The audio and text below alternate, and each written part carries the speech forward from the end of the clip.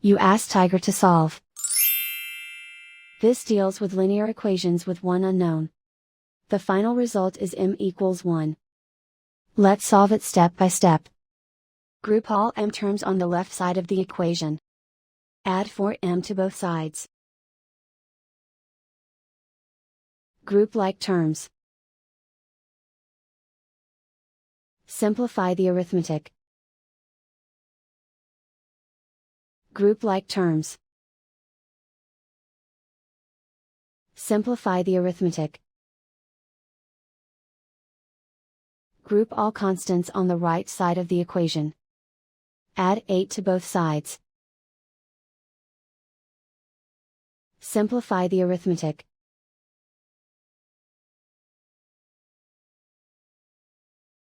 Isolate the m. Divide both sides by 10.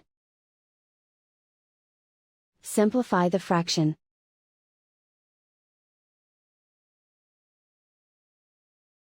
And so the final result is m equals 1.